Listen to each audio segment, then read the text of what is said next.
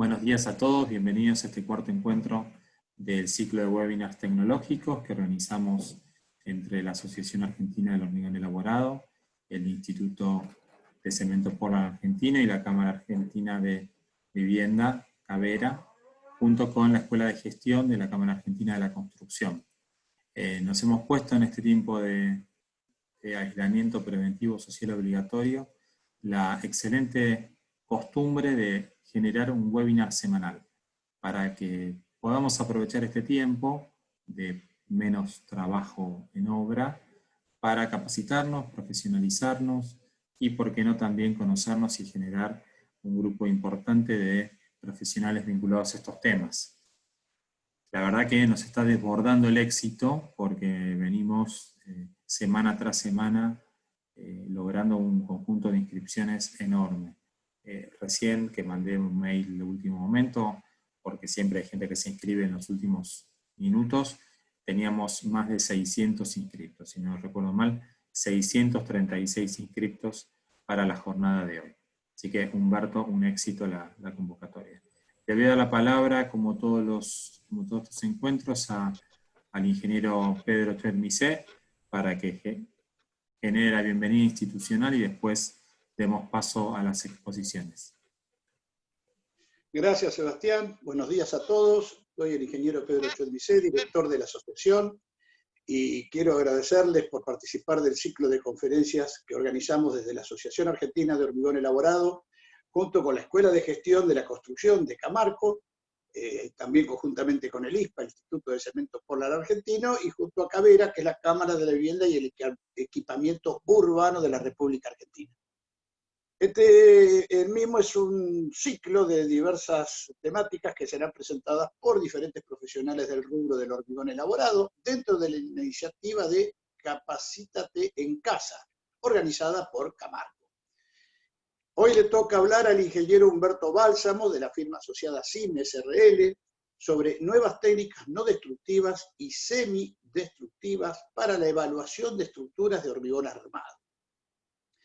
El ingeniero Humberto Bálsamo se desempeña como gerente técnico de la firma CIM SRL, además es jefe de laboratorio de hormigones y docente de la Universidad de Buenos Aires y ha ejercido el cargo de vicepresidente y secretario general de la Asociación Argentina de Tecnología del Hormigón, como también ha trabajado en la división de hormigones del INTE. Así que bueno, Humbertito, ya con eso estás bien presentado.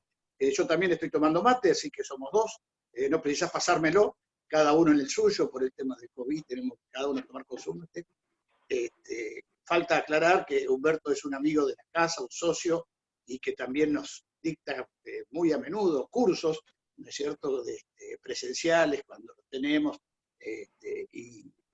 bueno, tenemos una trayectoria común de hace muchísimos años juntos, así que si me pongo a hablar de él, tengo para contar un libro. Pero muy agradecido, Humberto, por ayudarnos en este Capacitas en Casa, y bueno, gracias, Sebastián, por lo que hace Camarco, que nos ayuda tanto en la difusión y en dar su plataforma para que podamos llegar a tanta gente, y creo que este gran éxito también, o sea, más aún, estoy seguro, se debe a la participación que tiene y lo que nos ayuda Sebastián. No se lo hago más largo. Humberto, creo que comenzás vos. Bueno, gracias, Pedro. Gracias primero a Sebastián y a vos por la invitación, también a Jerónimo, a los chicos que, digamos, que siempre están a través de la asociación ayudando y llevando adelante la organización de los eventos. Obviamente la Cámara de la Construcción ya hace mucho tiempo que trabajamos y damos cursos a través, difundimos, digamos, el conocimiento de la tecnología del hormigón, el hormigón elaborado. Con Pedro, bueno, obviamente, también son muchos años, tenemos un cariño mutuo muy grande. Gracias, Sebastián, lo digo personalmente ahora, y también a la gente de CABERA, con la que también damos, año a año estamos trabajando, y la gente del Instituto del Cemento Portland, por supuesto, que fue mi primer trabajo. Yo fui becario del Instituto del Cemento Portland hace algunos añitos atrás. Bueno, gracias a todos, ahora sí, por estar acá, un placer, desde cada uno desde sus casas o de su lugar de trabajo. Digamos, estoy aquí en CIME, en el laboratorio de CIME, junto a mi equipo técnico y comercial, José Adorno, que es socio y íntimo amigo, y las personas que me han ayudado a desarrollar los trabajos, que son Jesús Rojas, el ingeniero Jesús Rojas, el futuro ingeniero Santiago González, que también me va a acompañar para la charla. Sin más prolegómenos, gracias nuevamente a todos, lindo verle las caras, conozco a muchos de ustedes y es un placer volver a verlos, y a otros no, y es más placer porque la verdad es que lo que permite este trabajo es unirnos a través a través de la web, por lo menos, pero bueno, nos podemos encontrar acá. Vamos a comenzar con la presentación. Ahí está. Bueno, arrancamos, el título es Nuevas técnicas no destructivas y semidestructivas para evaluación de estructuras de hormigón armado. Vamos a tratar básicamente las no destructivas, a ver algunas semidestructivas. Como definición, se dice que los ensayos no destructivos, se refiere a ensayos no destructivos al estudio durante el cual no vemos afectadas las características del elemento estructural, en este caso el hormigón armado pretensado. De hecho, vamos a ver de los tres tipos. Los no destructivos más conocidos, acá tenemos un par, esclerometría y ultrasonido. Puse una foto de José y una mía para que vean que en algún momento hemos trabajado en el tema.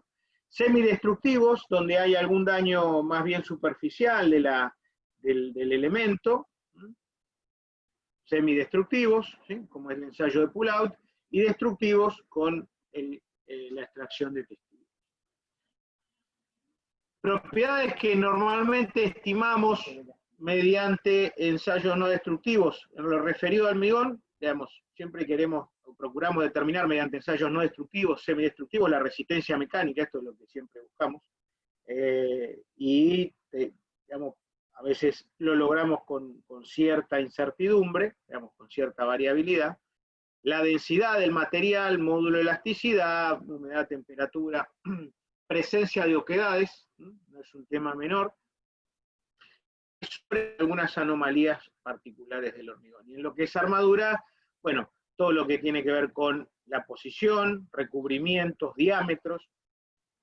Algunos equipos me permiten determinar grado de corrosión y tipología de armadura, ¿sí? Hay casos de algunos equipos, por ejemplo, la técnica de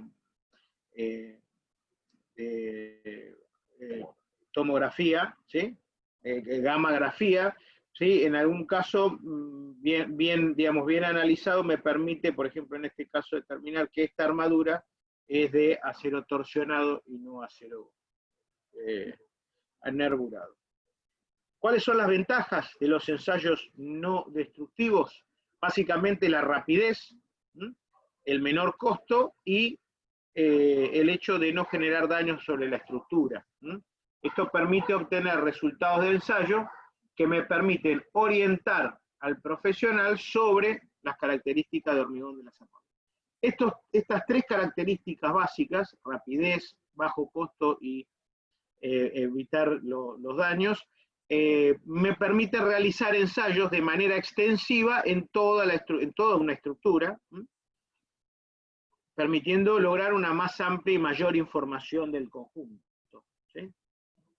Y de esta manera lograr resultados, en principio, diría yo, cualitativos.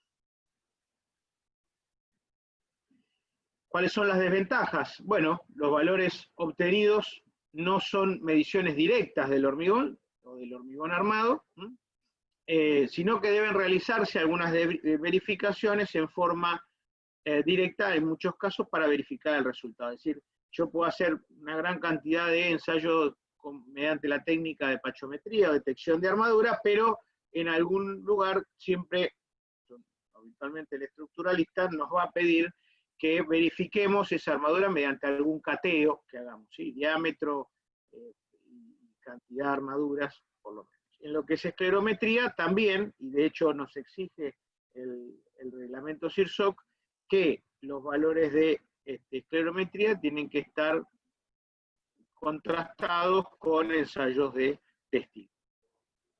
Situaciones donde habitualmente aplicamos ensayos no destructivos, bueno, control de calidad de elementos premoldeados, se utiliza mucho el famoso esclerómetro, control de desarrollo de resistencia, para desmoldar o izar alguna pieza, evaluación comparativa y demás.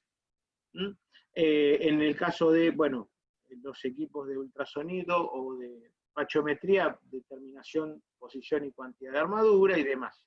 ¿Sí? Pasemos a cuáles son los ensayos más conocidos, brevemente, los voy a mencionar. ¿Sí? Arrancamos por el esclerómetro. El esclerómetro es un equipo de los más conocidos que fue creado a mediados de los años 50. Su función primaria es determinar uniformidad de la calidad del hormigón, no resistencia del hormigón, porque eso depende de muchas cosas. ¿Sí? Sinceramente depende de muchos factores.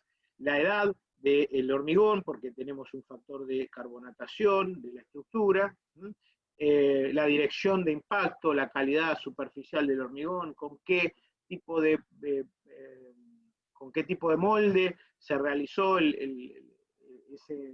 esa estructura para darle una mejor o peor calidad superficial. Porque medimos, digamos, dureza superficial de alguna manera, un número de rebotes superficial.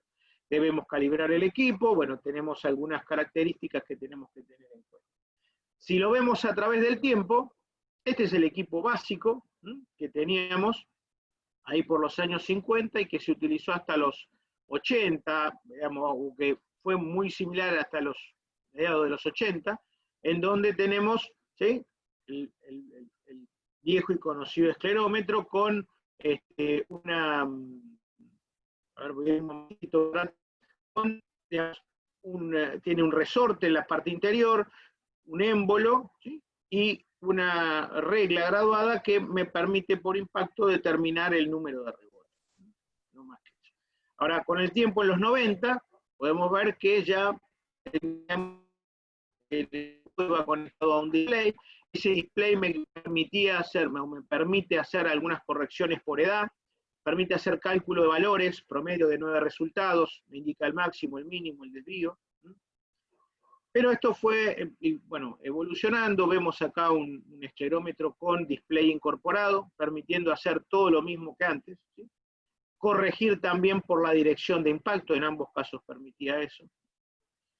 Y pasamos al siglo XXI con este tipo de esclerómetro, donde automáticamente, por un nivel de burbuja que tiene en su interior, corrige el ángulo de impacto, ¿sí?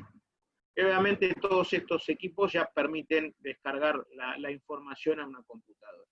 Y finalmente, este es uno de los equipos más novedosos que salieron, donde vemos que ya a partir del 2015 para acá los equipos aplican el Bluetooth, en donde directamente podemos conectar, o los más avanzados, digámoslo así, nos permiten conectar el equipo a nuestro celular y directamente poder ver todos los datos en nuestro celular, ¿sí? Esta persona, fíjense que lo tiene directamente alojado en la muñeca, y digamos, esto da cierta facilidad para el manejo y uso del equipo. Bueno, después el pachómetro, simplemente es mostrarlo, ¿sí? El pachómetro o detector de armadura funcionan por interacción electromagnética, digamos, mide corrientes de Eddy, son unas corrientes que se forman en la barra, ¿sí?, como efecto del campo electromagnético, es un campo secundario, y directamente mide el equipo, teniendo en cuenta que está viendo una armadura, diámetro digamos, estima un diámetro y profundidad en función en general de un diámetro estimado de armadura que uno mismo le aporta al equipo, ¿sí?, y una profundidad estimada. Este equipo también fue evolucionando en el tiempo. Ahora vamos a ver, digamos, algunas mejoras o algunos agregados de las propiedades que puede medir, ¿no? En general tienen 1 o 2 cabezales, un cabezal más pequeño que mide hasta los 7, 8 centímetros, los más sofisticados, digamos, los más elaborados, y un cabezal más grande que me permite medir profundidad de armadura hasta 15, 16 centímetros aproximadamente. Ahora bien, lo importante en este caso es que siempre que vamos a mayor profundidad, mayor es la dispersión del resultado, ya sea en el diámetro de la barra como en la profundidad donde se encuentra la barra, ¿sí? Podemos ver que hasta una determinada profundidad el equipo o la gente que provee el equipo tiene dice que tiene una dispersión de más o menos 1 milímetro, más o menos 2 de 60 a 80 y más o menos 3, por ejemplo, ¿no? De 80 a 100. Cosas que no puede hacer el equipo, detectar, por ejemplo, si hay 2 barras, una contigua de la otra, esto no lo puede hacer, o una detrás de la otra, sino que nos va a dar un diámetro equivalente de la barra. Con lo cual, ahí tenemos que estar un poco duchos si estamos frente a un empalme o frente a una situación particular de la estructura. Normalmente es bastante complicado poder determinar con este equipo la armadura en un nudo, por ejemplo, ¿sí? O en un fondo de viga, porque las armaduras normalmente tienden a estar muy juntas y el equipo tiende a medir, a tomar el campo electromagnético de 2 barras, ¿sí? Bueno, acá vemos de un proveedor de equipos, ¿sí?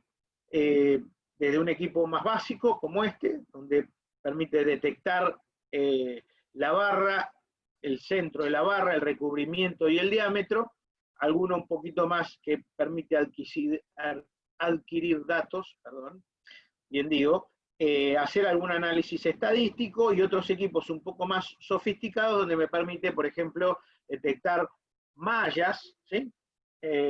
Pasándolo en 2 direcciones o haciendo un barrido en 2 direcciones me permite armar una malla y aproximadamente en cada lugar tener la profundidad del recubrimiento. ¿Sí? Bueno, y en tercer lugar el ultrasonido, que básicamente está formado por 2 transductores, ¿sí? Piezoeléctricos. Uno emite un pulso ultrasónico, se basa en eso, en emitir un pulso ultrasónico, y en otro en recibirlo, conectados a un equipo que lo que hace básicamente es medir el tiempo de pasaje, ¿sí? Desde el emisor al receptor. Entonces, teniendo el tiempo de pasaje y el espesor, determinamos la velocidad del pulso ultrasónico. Bastante sencillo, tiene un patrón, ¿sí? Estos elementos para poder calibrar el equipo y precisar la velocidad del pulso ultrasónico. Tiene en general una menor dispersión de resultados, ¿sí? respecto de un posible testigo de hormigón.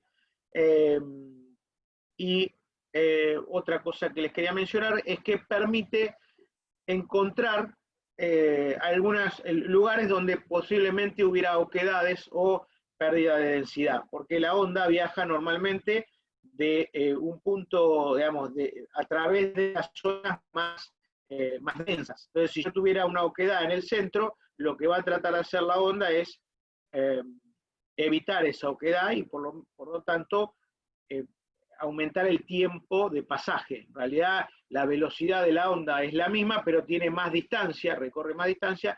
Yo lo leo como una disminución de la velocidad.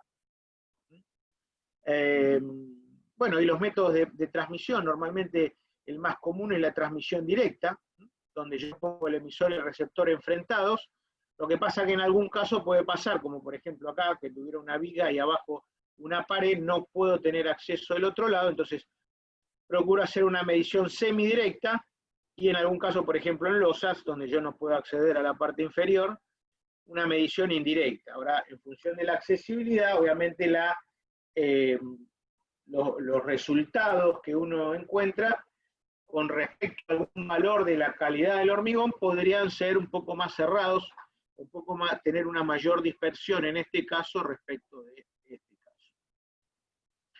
Bueno, habiendo contado un poco los funcionamientos básicos de los 3 primeros equipos que hemos usado durante muchísimos años, pasamos a los equipos, digamos, a los nuevos equipos, a los equipos más recientes.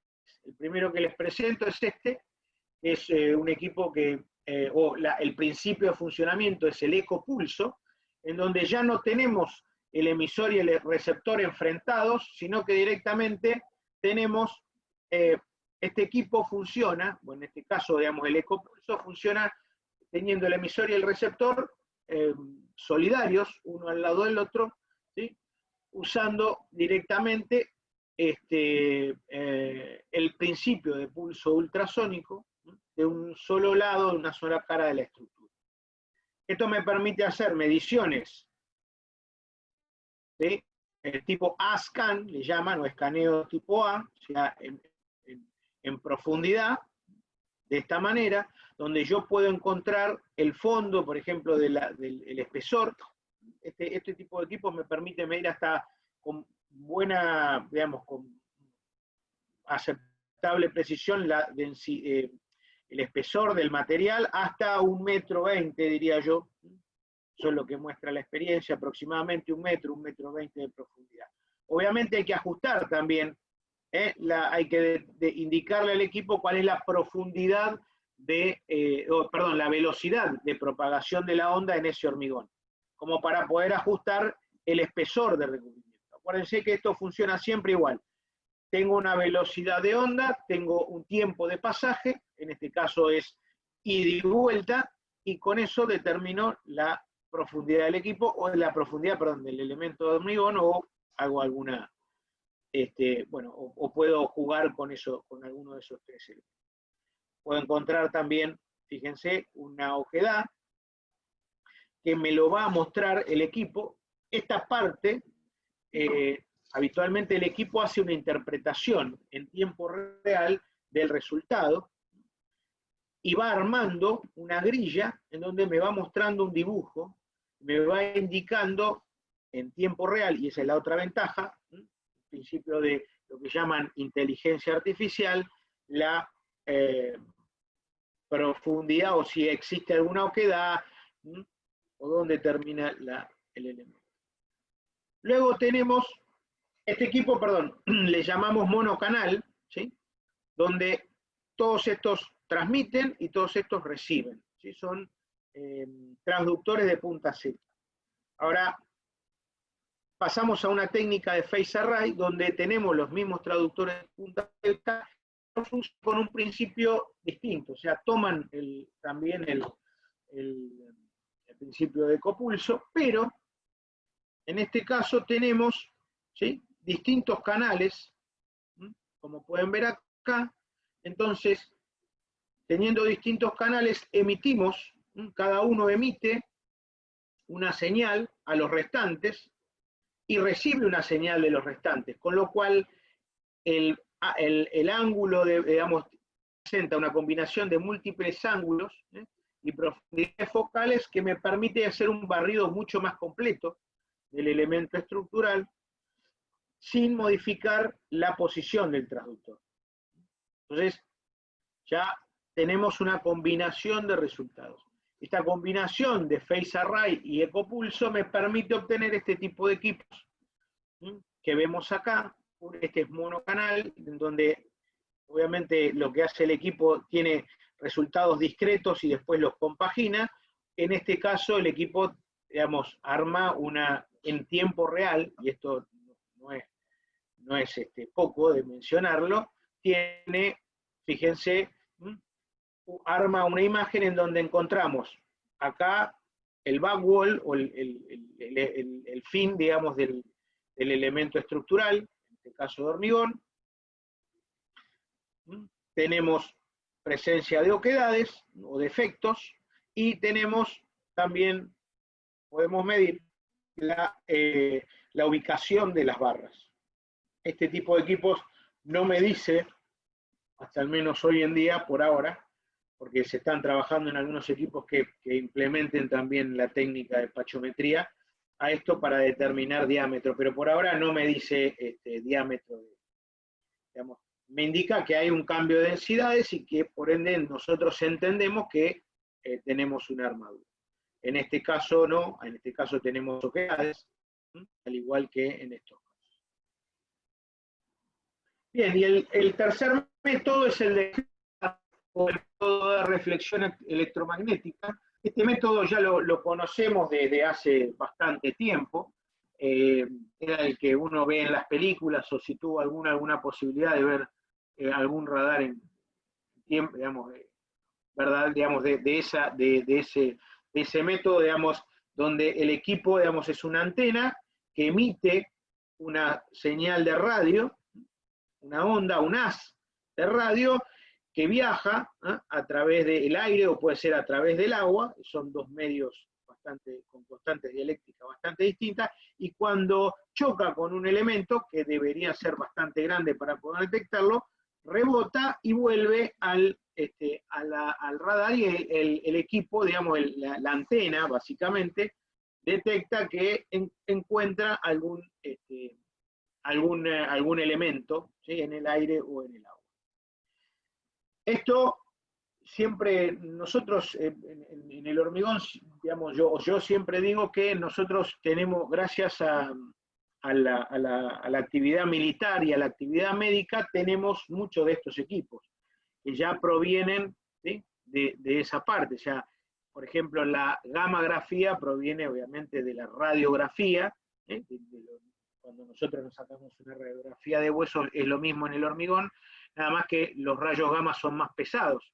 La ecografía es algo bastante parecido también. El radar, como vemos acá, la técnica de georradar también proviene de militar, ¿no?, del área militar, y después también bajado a otras industrias, y nosotros tomamos eso y de la mejor manera tratamos de aplicarlo en el hormigón y el hormigón armado. Entonces, ¿cómo funciona? Emite una onda de radar, una señal de ultra alta frecuencia electromagnética, y cuando pasa por arriba del elemento, digamos, genera una reflexión que lo lee de una forma de hipérbola, y dependiendo de la forma de la hipérbola vamos a saber si es una armadura o si es una oquedad. Y en la industria, bueno, hoy tenemos varios tipos de georradar o radares para el hormigón, con distintos tipos de antenas, distintas frecuencias de antenas, que normalmente se manejan de entre 1 GHz hasta 2,6 GHz. Por debajo de eso son antenas que se aplican directamente para suelos. Cuanto menor es la frecuencia, como dice acá, o cuanto mayor es la frecuencia, mayor es la precisión, pero menor es la distancia que queremos medir. Entonces, cuando estamos en suelo, queremos ver a 5, 10, 15, 20 metros de profundidad, usamos un georradar, tal como indica la palabra, en donde vemos características del suelo, si hay algún cambio de densidad y demás en esa profundidad. Cuando vamos al hormigón no necesitamos tanto, entonces usamos este tipo de equipos que en general, digamos, se manejan en el rango, sobre todo estos equipos, de los 30, 40, 50 centímetros de profundidad con bastante buena precisión. En la actualidad tenemos un equipo nuevo, puntualmente, seguramente aparecerán otros, con antena que llama de rango amplio, o van a leer banda ultra ancha, o también se llama, o el principio, en realidad, de funcionamiento es frecuencia de onda continua escalonada. ¿Qué es lo que hace esto? Tiene un rango se maneja en un rango de bandas que va desde los 200 MHz o 0,2 GHz hasta los 4000 MHz o 4 GHz. Entonces, me permite, digamos, barrer de una manera, dicho de la mejor manera posible, me permite barrer digamos, todas las profundidades hasta aproximadamente, el equipo, bueno, indica que hasta 70 centímetros se puede barrer con teniendo bastante buenos resultados, o sea, bastante claro qué es lo que uno va a encontrar. Bueno, estos son los equipos que podemos ver de distintas empresas, con mayor precisión, menor precisión, pero ven el tamaño de los equipos, que obviamente son bastante buenos, ¿sí? Yo creo que son bastante aceptables para la gran mayoría de la industria del hormigón elaborado, pero tenemos en algunos lugares secciones que no son planas. Estos equipos normalmente tienen en alguna o en las 4 rueditas que ustedes ven ahí, un odómetro que permite correlacionar la imagen, ¿sí? Me da la imagen en el tiempo real, lo cual requiere de procesadores de muy alta capacidad. Pero bueno, en algunos lugares donde las secciones son circulares y demás, no me permite, no es posible utilizarlo, o en lugares de difícil acceso.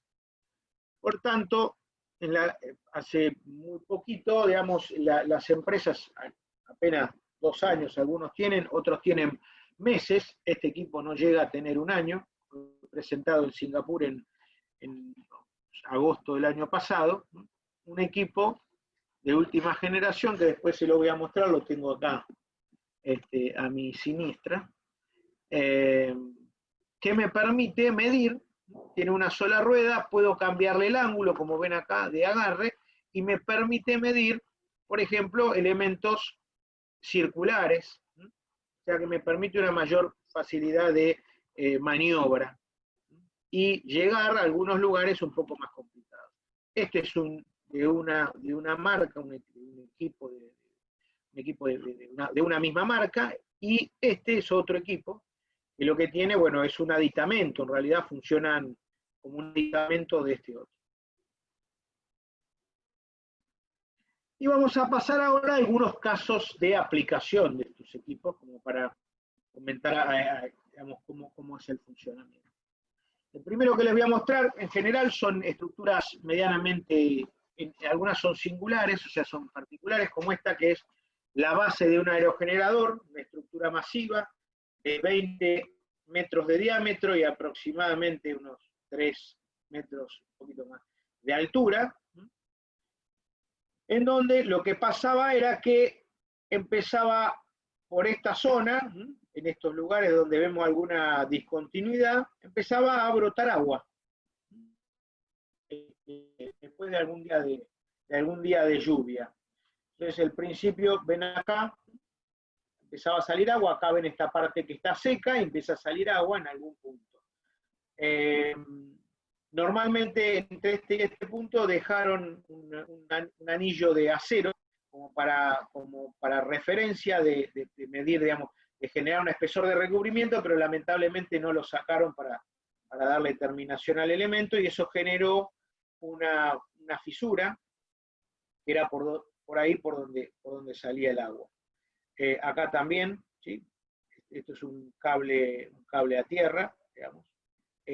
Por acá también salía agua. Entonces, se empezaron a hacer algunos estudios, se suponía que el agua que ingresaba por esta parte superior, por eso se tapó, filtraba, entraba por la base del fuste, filtraba a través del hormigón y salía en algún lugar donde encontrara alguna fisura, ¿no? Se hicieron ensayos, se aplicaron varias técnicas acá. Una fue la de esclerometría, para determinar en distintos sectores la calidad del hormigón, al menos superficial. Ultrasonido, el ultrasonido se aplicó en estas zonas, básicamente en donde quedó mal terminado y hubo que picar y volver a reconstruir con grout el elemento. Entonces, para ver la continuidad de esta reparación, digamos, si estaba bien hecha. El ecopulso, que encontramos acá, y el radar scan, o georradar. Y finalmente se hizo una extracción de testigo para verificar, ¿no? Siempre alguna extracción, algún ensayo destructivo aplicamos. Bueno, como ven acá, con buen criterio, creo que se hizo una sectorización del elemento. En este elemento de 20 metros de radio se hicieron, ¿sí?, franjas de más o menos 2 metros esto tiene 2 metros, entonces me quedaban 16 metros, 8 y 8, entonces se separaron en 3 radios de 2,3 metros aproximadamente, y se tomaron las direcciones norte, sur, este y oeste, o sea que en 8 sectores, no sé cómo ahora se llaman, anillos, ¿sí? Anillos, en 24, se dividió en 24 anillos, para sectorizar un poco.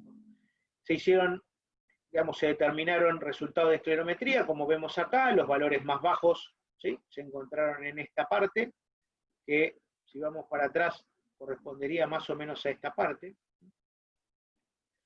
Después, bueno, algunos van cambiando de color, el rojo es el más, digamos, los valores más bajos, al verde los valores más altos. Vemos una dispersión bastante importante.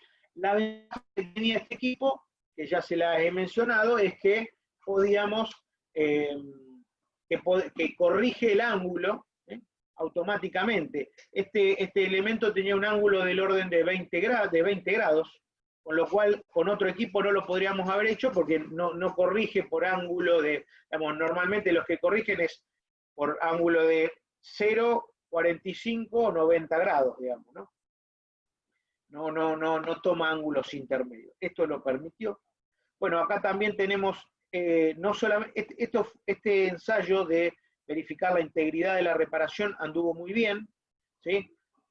Este ensayo, o los valores que encontramos acá, no tienen que ver con esto, sino tienen que ver con haber evaluado en forma, como un ensayo de ultrasonido, medición indirecta, haber obtenido resultados desde, fíjense, de 2.500 metros por segundo, que es un valor bastante bajo, hasta valores de 4.600, que son resultados bastante buenos, ¿no? Bueno, se aplicó la técnica de radar. Así es como el radar tira el resultado, digamos, en crudo. Así es como lo observamos. Obviamente, cuando encuentra armadura o encuentra algún elemento, genera esa, acá está pulido, pero generaría esa hipérbola en cada caso, ¿sí? Pero como el equipo este permite, este era de carrito, permite hacer un escaneo en 2 dimensiones, con una cuadrícula, hay que tener bastante buena precisión, y me permite ver algo así, en donde podemos encontrar, digamos, cómo están distribuidas las armaduras y demás. Esto obviamente estaba muy armado.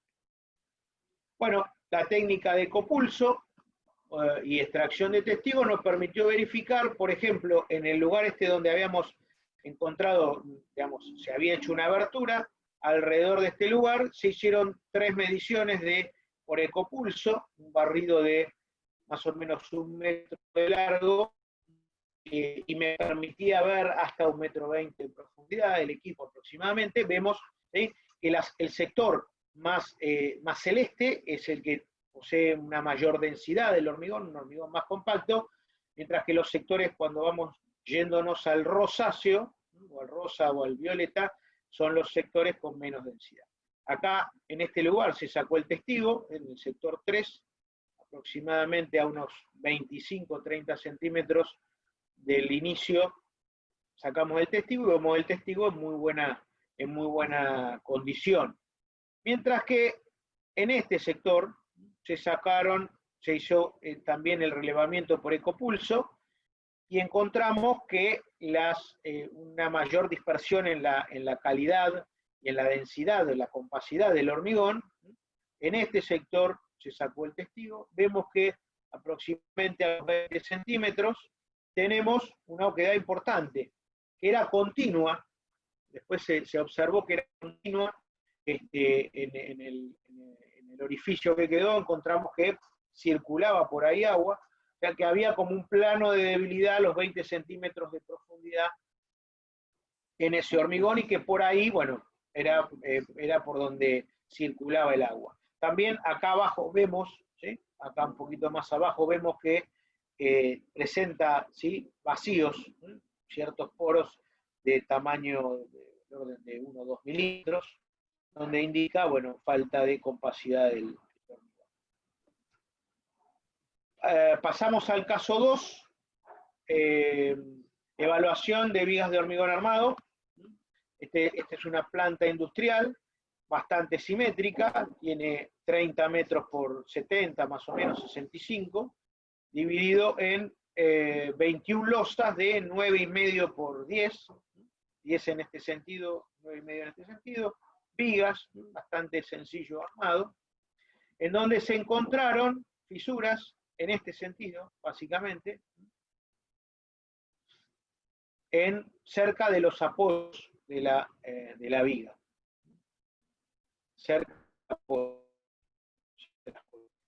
Bueno, se hizo un análisis o una inspección visual. En algunos lugares hubo que quitar el cielo raso y poder observar. Esto nos encontramos con una reparación, había habido alguna estructuralista que había observado esto ya y había pedido colocar algunos refuerzos. Bueno, estos refuerzos son un poco cuestionables, diría yo, ¿sí? Por cómo se encontraban, por las características de los elementos, de los bulones y demás. No voy a entrar mucho en detalle, pero lo encontramos así. Y bueno, entendíamos, y entendía también el estructuralista que nos hizo la consulta, que las fisuras estas posiblemente fueran por corte. Entonces, fuimos al elemento, hicimos una primera verificación, donde encontramos armaduras de estribos Fidel 6 cada 30 centímetros. Este elemento tiene 1 metro de altura y 30 metros de espesor. Encontramos armadura principal 5 Fidel 20. Y entendíamos que debía haber algunas armaduras de corte que se levantaran. Este edificio tenían aproximadamente 40, de los años 70, o sea, unos 50 años. Acá me indica Jesús. Entonces, empezamos a buscar estas armaduras. Acá les muestro, digamos, una medición de la viga en el escaneo 1, en esta dirección, que vemos acá. Encontramos estos dos hierros, estos son estribos, estos son hierros internos, que también los volvemos a encontrar en este escaneo, en realidad, el escaneo 2. Bueno, si armamos acá una gráfica que nos permitió Santiago con su maestría en AutoCAD, vemos en dónde estarían los hierros. ¿Dónde suben los hierros? Tenemos dos hierros que suben por corte. Una imagen bastante bonita. Le agradezco a Santiago que la haya hecho. Bueno, se hizo un breve análisis sucinto, bastante sucinto de cargas. Esto estaba armado, la losa superior era de losetas alivianadas, con poliestireno en su interior, losetas trapezoidales, análisis de carga, además, carga variable, esto carga fija, carga variable, análisis de esfuerzos de corte, esfuerzos de corte, fuerza de corte, y encontramos que, ya sea que en el punto de aplicación de la carga, apenas termina la columna, a 50 centímetros y a 1 metro, el corte último superaba, en todos los casos, en estas vigas, al corte resistente. Fíjense, 35.000, 31.000, 27.000, 25, 25, bueno, 25. En todos casos, en esta viga 1A se veía superado. Entonces, por eso, digamos, se concluyó que había un problema de falta de esfuerzo de corte y, bueno, se propusieron algunos procesos de reparación. Por último, el caso 3, una viga postezada de un puente vial que sufrió un impacto en esta zona, y el impacto generó el arrancamiento o la pérdida no solo de sección, sino de la armadura postezada. Acá vemos 4 vainas arrancadas y una quinta vaina que quedó bastante lastimada. No se contaba con información de este elemento. Esto también es un elemento una viga que tiene aproximadamente 40 años. Este es un esquema de la sección. Y acá, bueno, ven la cara de preocupación que tenía Santiago de cómo íbamos a resolver esto, ¿no? Se hicieron algunos ensayos de esclerometría y ultrasonido. Esclerometría para estimar, después se verificó con testigos la calidad del hormigón. La calidad indicaba que estaba entre 40 y 50 megapascales, un hormigón de buena calidad, se lo veía muy compacto. Y mediante ultrasonido se hizo una verificación en 3 sectores del elemento. Al costado del impacto, que arrojó un valor de 3.500 metros por segundo, lo cual indica que es un hormigón bueno, aceptable, digamos, bueno. En la parte inferior, cercana al impacto, unos 15 centímetros del impacto, donde nos dio un valor de ultrasonido muy bajo, velocidad muy, muy baja, y a los más o menos 30 centímetros de la zona final de impacto, donde tuvimos un valor intermedio. Bueno, con estos resultados procedimos al estudio mediante georradar, el equipo que les mostré últimamente, donde verificamos que esta armadura, al menos por lo que indicaban las auscultaciones, obteníamos 12 grupos de tendones, de cordones, de postezado. Suponía el estructuralista que había 14, nosotros no encontramos más que estos, así que no decir otra cosa. Y vemos, acá no se ve el recubrimiento, no teníamos otra armadura en la parte inferior más que los tendones. La técnica de reparación, o el proceso de reparación y refuerzo, previó colocar un tensor por la parte exterior, anclado en placas en los extremos, y unos desviadores, unos pernos, para desviar la tensión. Estos pernos iban acá, eran pasantes a lo largo de toda la cara. Teníamos aproximadamente que la persona que tenía que hacer la perforación tenía que perforar entre 1,20 m y 1,40 m. Tenía que hacer 8 perforaciones de 1,20 m a 1,40 m, lo cual era poco. Entonces necesitaba saber por dónde evitar la armadura, no cortar la armadura. ¿Por qué? Porque, vale decir que en el centro del tramo los tendones van por debajo, pero cerca de los apoyos se levantan. Entonces, la sección, la profundidad era variable, y no sabíamos si levantaba, o bueno, mediante ocultaciones que se hicieron a posteriori, encontramos cuántos se levantaban y en qué lugar y demás, lo cual permitió, mediante, y acá vamos de vuelta a hacer una reconstrucción. Esta es una de las caras laterales, es esta cara. Esta es la otra cara lateral, acá vemos, ¿sí?, los estribos, y esta es la cara inferior de la viga, que está dada vuelta, donde vemos todos los tendones aquí debajo. También obra de Santiago junto con Jesús haber hecho este armado en 2 dimensiones, pero considerando que esto, digamos, tiene una inclinación. Después podríamos hablar también de que en la profundidad también hay una dispersión digamos, la incertidumbre es un poco mayor en cuanto a la distancia respecto de este eje, o sea, tengo mayor precisión acá y menor precisión de profundidad aquí. Pero, bueno, se indicaron con bastante precisión. Había que hacer perforaciones de 5 centímetros de diámetro, y obviamente 1,20 m, 1,40 m de profundidad. Y se indicó en una gráfica en dónde realizar las perforaciones, ¿sí? Cabe aclarar que nosotros le indicamos al cliente que nuestra capacidad de percepción llegaba hasta 70 centímetros de profundidad, ¿sí?, aproximadamente. Tomamos 50 para estar del lado de la tranquilidad, y que en este sector teníamos un alcance, digamos, la zona esta de exploración estaba fuera del alcance del equipo, ¿sí? Pero suponíamos que no había en ese lugar, digamos, todo lo que encontráramos acá tendría que estar acá, ¿sí? Todo lo que encontráramos acá tenía que estar acá, lo que encontramos acá, lo que vamos a mostrar, ¿no?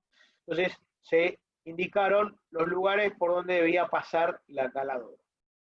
Lo mismo muestro otra sección. Obviamente iban variando, esto está más arriba, fíjense, estos están más juntos. Estos están un poquito más juntos. Bueno, y gracias a eso se procedió, también con cierta cautela, se hicieron primero exploraciones, perforaciones de 1 pulgada, aproximadamente, un poco menos, para hacer ocultaciones de que no estuviera la armadura ahí. Acá estamos con un boroscopio midiendo o viendo si no encontrábamos nada, si no se tocaba nada ahí adentro.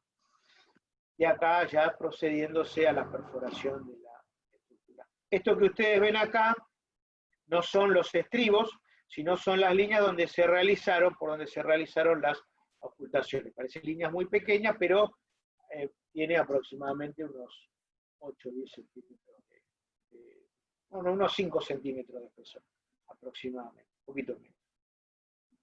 Bien, como colorario, y terminando ya, siendo bastante exactos en nuestra presentación, estas nuevas técnicas y equipos, ¿sí?, puestas en el mercado, son de última generación, presentan grandes ventajas respecto de las técnicas anteriores. Básicamente, uno es el análisis de datos en tiempo real. Lo pongo live porque van a encontrar algunos equipos que lo llaman así, o sea que en vivo, tienen el resultado en vivo. La aplicación de inteligencia artificial, donde el equipo interpreta resultados, inteligencia artificial, y la conexión a Internet o Bluetooth, que también se llama Internet de las Cosas, Internet of Things, por eso IoT. Estas son las cosas más avanzadas que podemos encontrar. En general, para el análisis de cualquier tipo de estructura, y esto tenganlo en cuenta, es necesario aplicar diversas técnicas, ya sea destructivas, semidestructivas o no destructivas, y es fundamental conocer las desventajas y desventajas de cada equipo para poder obtener, poder emplearlo y obtener el óptimo resultado. Y previo a comenzar los ensayos, es fundamental saber qué se está buscando, si son oquedades, si son armaduras, son espesores, en dónde deberíamos encontrarlos, con el fin de optar por el equipo con mejores características para tal fin. Bien, eso es todo. Quiero agradecerles su atención. Espero que hayan disfrutado de la misma y, bueno, quedo abierto a sus preguntas y comentarios.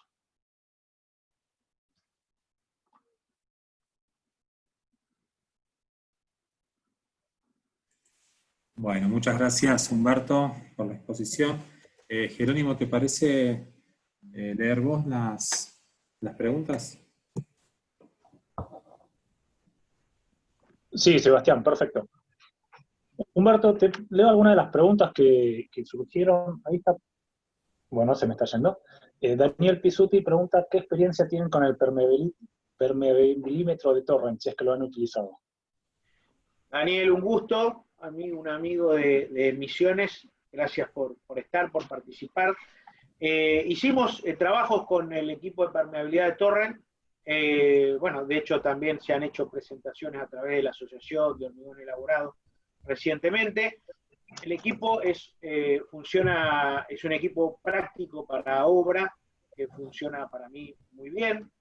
Se ha ido ajustando a través de los años. El equipo de Torrent que yo mostré, el primero se ve muy nuevo, pero tiene más de 20 años. El equipo actual usa una bomba muy chiquitita, una bomba muy pequeña, digamos, de la cual yo podemos decir que hemos ayudado a achicar la bomba de vacío que utiliza para generar vacío el equipo. Y el equipo funciona muy bien siempre que la humedad no sea excesiva en el hormigón, con lo cual tiene que estar dentro de determinado rango. Hay que usar algún otro equipo para verificar la humedad del elemento, por conductividad eléctrica y demás. Funciona bien. Lo que sí van a encontrar es una dispersión bastante importante respecto de lo que podría ser una probeta. Porque en una estructura de hormigón, en algunos lugares nos queda algún charco de agua, en algunos lugares se cura mejor, en otros peor. La membrana de curado, digamos, no funciona de la misma manera o no es pareja y eso genera el efecto de asoleamiento, el secado diferenciado, todo eso hace que encuentren en obra mucha dispersión puedan encontrar mucha dispersión de resultados. El equipo funciona muy bien, de hecho en Suiza está normalizado para evaluar la calidad de los hormigones. En nuestro país no lo es así. Yo siempre digo a veces que nadie es profeta en su tierra. Este equipo de Torrent está elaborado por un ingeniero argentino que trabaja en Suiza. Pero bueno, digamos, ojalá en algún momento podamos que sea de aplicación para evaluar la calidad del hormigón colocado y ser uno de los métodos de prescriptivo, no, en vez de ser prescriptivo, ser de performance, ¿sí? del hormigón. Así que sí, funciona bien, lo que sí van a encontrar mucha dispersión de resultados, pero mismo por la calidad de determinación superficial de los hormigones. Bien, ¿te hago otra pregunta, Humberto? Sí, adelante. Nos pregunta Jesús Rodríguez, estimado, ¿cuál de estos 3 nuevos métodos que nos indica es el más indicado por usarlos en pilotes con profundidades de más de 20 metros? Considerando que la lectura sería indirecta, ¿cómo se hace con el ultrasonido? Gracias de antemano. Bien, bueno, gracias Jesús por la pregunta. No lo presentamos acá, pero lo tenemos, acá ahora me lo va a acercar Santiago. El equipo es un equipo de integridad de pilote. Funciona por el mismo método que el Ecopulso, ¿sí? En donde, fíjense, este equipo también es de última generación, es así, no tiene cable, directamente se conecta por Bluetooth al celular. ¿Sí? Ahí con esta lucecita que titila se conecta directamente por Bluetooth al celular, y directamente por impacto, ¿sí? Golpeo, o sea, se golpea en el hormigón, y directamente mido, lo voy a bajar así lo podemos ver ahí. Fíjense, no tenemos hormigón, pero ¿ven? Directamente mide, tenemos en vivo, y por conexión al celular directamente me indica cuál es la profundidad del elemento, ¿sí?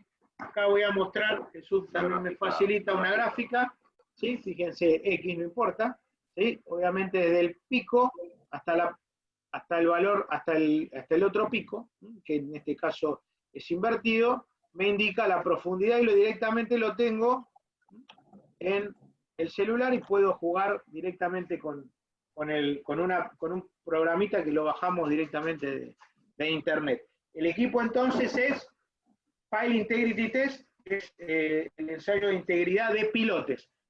Mismo principio, ultrasonido, nada más que en vez de para 30, para 50 o centímetros o 1 metro, lo tenemos para más profundidad.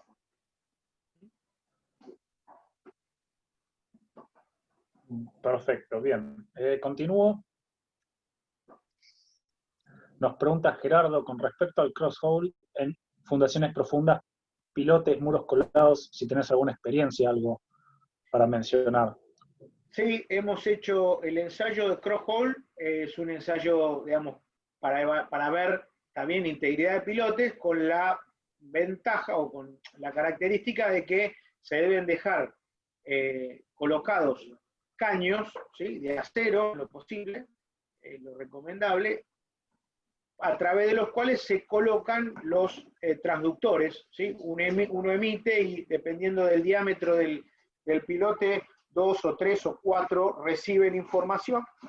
Después vamos cambiando el esquema, la configuración, y vamos viendo a distintas profundidades con mucho mayor precisión si tenemos alguna oquedad.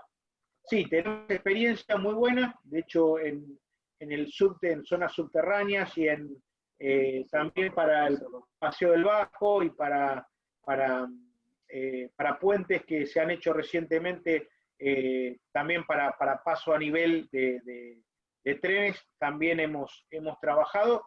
Funciona muy bien, es una técnica mucho más cara, más costosa, pero en pilotes de gran diámetro, de 80 centímetros para arriba, es lo recomendable, digamos. en lugar de el PIT, el Pile Integrity Test. Bien, nos pregunta Eduardo, paso a la siguiente, nos pregunta Eduardo, con respecto a la primera imagen, no sé bien, ¿cuál puede haber sido el problema? Si de dosaje, determinación y falta de vibrado en obra. De la primera obra, me imagino que refiere a la estructura masiva. Sí, esto es lo que estaba viendo, me parece que se refiere a eso. No sé si Eduardo está conectado. Y nos puede... Sí, efectivamente hay dos cuestiones, diría yo. En realidad este fue la primer base eólica que hicieron en el lugar. Después, bueno, mejoraron obviamente la metodología. Tenemos problema de asentamiento plástico en el fuste, en primer lugar, lo cual generó fisuras, ¿sí?, en la base del fuste, que permitían la percolación de agua a través del hormigón. En segundo lugar, falta de compactación del hormigón en capas, digamos, en algunas capas que se fue colocando. Piensen que esto lleva cerca de 500 metros cúbicos de hormigón, ¿no? No es poco. Y bastante tiempo en un lugar, digamos, de medianamente difícil acceso. Y tercero, falta de compactación. Tercero, también el tema de asentamiento plástico, no haber quitado el anillo ese para darle recubrimiento, lo cual también generó un asentamiento plástico y fisuración del hormigón. Todo eso hizo que se generara digamos, un sector por donde filtrar el agua. Perfecto. Nos escribe Lidia, nos pregunta, nos dice que su actividad principal es la restauración edilicia y detectar la profundidad de humedad en muros y en estructuras es fundamental. Sí. ¿Cuáles son las alternativas para realizar esas tareas? La profundidad de humedad en muros, Lidia. Qué excelente pregunta. Yo creo que en ese caso tendríamos que optar por combinar algunos métodos.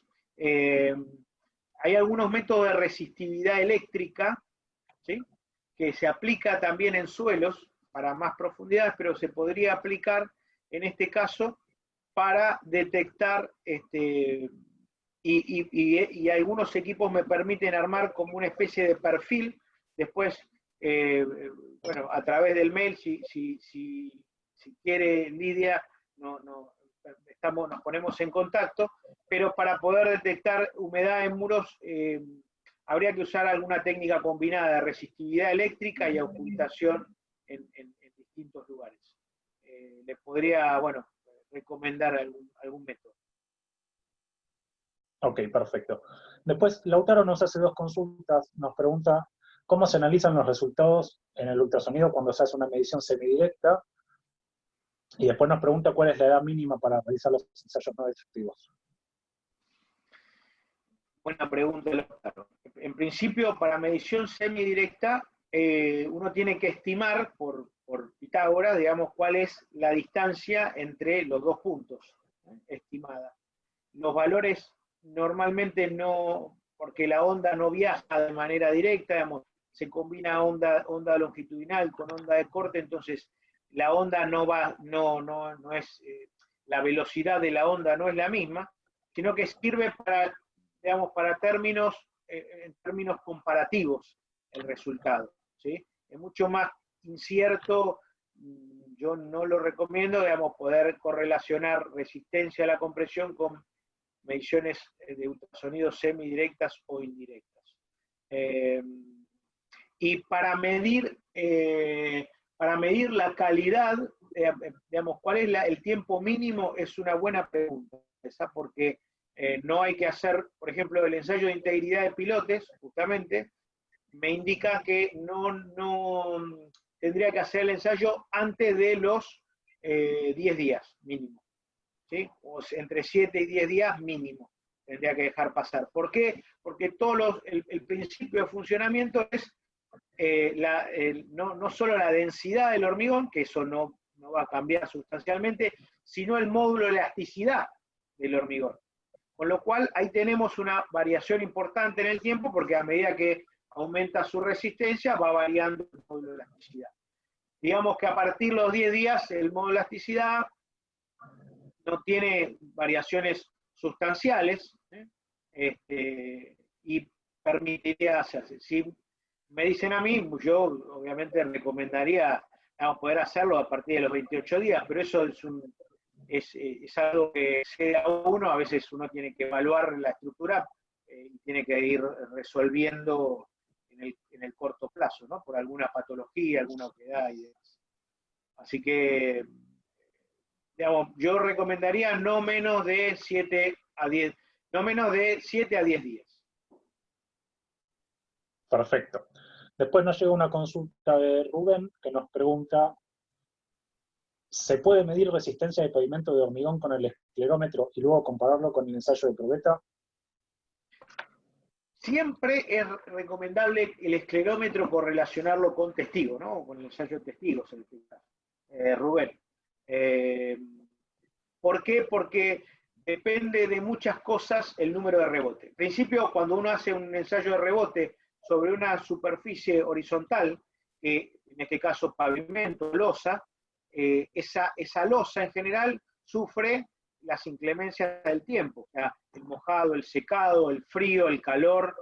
Entonces, la terminación superficial de cómo se terminó superficialmente, es decir, no es lo mismo terminarlo con una, muchas veces le echan agua en el hormigón, en la superficie, y eso hace que se deteriore más rápidamente, y vienen los problemas donde hay un desgaste superficial y me dicen, la típica, la calidad del hormigón no es la adecuada, y cuando se saca un testigo y se ensaya con presión, sí tenía la resistencia, digamos, la resistencia estructural del conjunto, pero no la resistencia al desgaste. ¿Por qué? Porque no se trató adecuadamente la superficie. Entonces, hay que tener cuidado. Se puede hacer una correlación, o se debe hacer una correlación entre resistencia a compresión y esclerómetro, pero posiblemente encuentren mucha o una bastante dispersión en los resultados.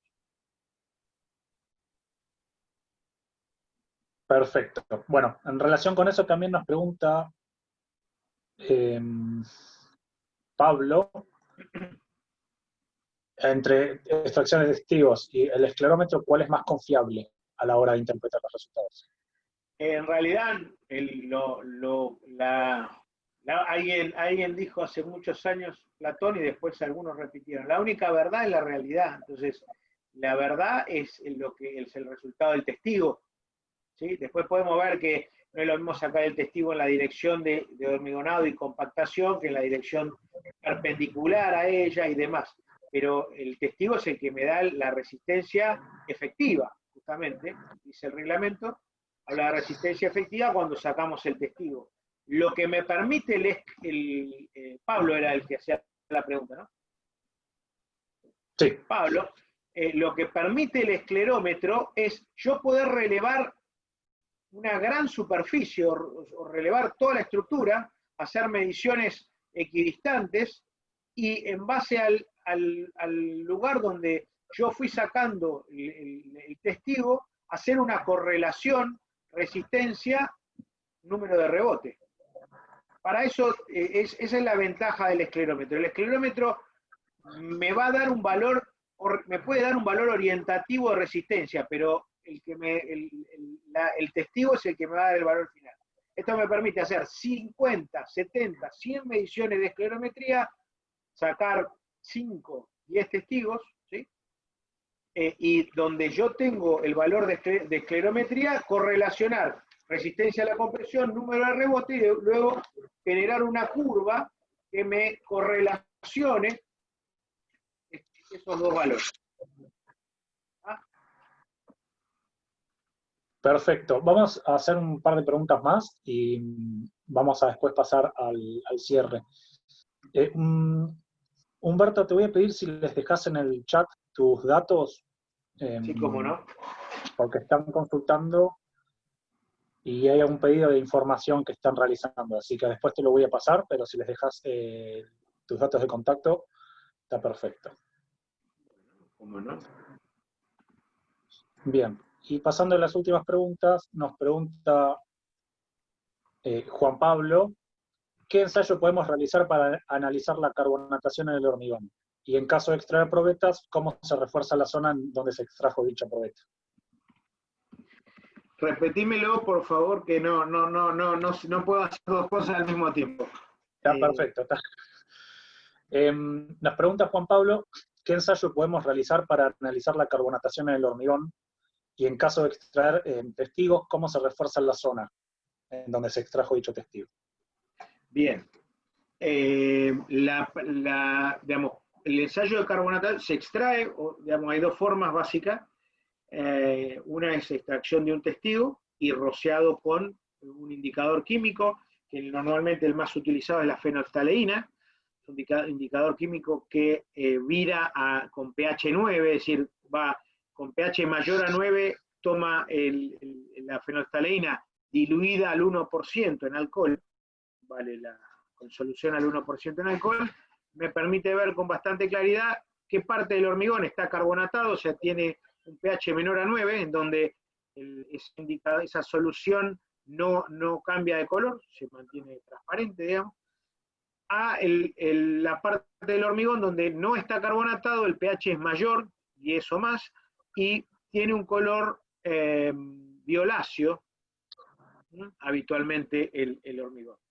Ahí directamente mido la profundidad de carbonatación, que la tenemos que promediar, en realidad no es, acá me están trayendo los asistentes algún elemento para mostrar, no es constante, digamos, ¿no? Tiene una pequeña variación por los agregados, demás, y lo medimos así. También se puede hacer una perforación o un corte en la superficie del hormigón sin tener que sacar un testigo y medir, limpiar bien. O sea, yo recomiendo siempre limpiar bien y para después ver, porque si yo tengo hormigón, digamos, tengo partículas o polvo del hormigón en la superficie, me puede dar algún resultado erróneo, ¿sí? Tiene que estar bastante limpio. Bueno, les voy a deber el testigo carbonatado. Y había otra pregunta. ¿Cómo se repara? Normalmente, las recomendaciones son dos. Una es utilizar un grout cementicio en el caso de que el elemento extraído esté, digamos, sea vertical, donde se puede llenar directamente con grout, que genera, el grout tiene una pequeña expansión, lo cual permite asegurar el monolitismo de la estructura, ¿sí? Del elemento estructural. Y en horizontal se podría utilizar también grout cementicio colocando alguna especie de embudo, algún elemento que me permita llenar esa superficie correctamente, o si no, se puede llenar con un dry pack, o sea, con un mortero bastante seco. Ahí, bueno, pueden buscar en la metodología, en la bibliografía, dry pack, y compactarlo con algún pisón de madera, ¿sí? Digamos, de 1 a 2 pulgadas, dentro del elemento, ir llenándolo y compactándolo, digamos, generalmente con eso funciona bastante bien. Ese mortero debería estar bien dosificado, de acuerdo a la resistencia del elemento.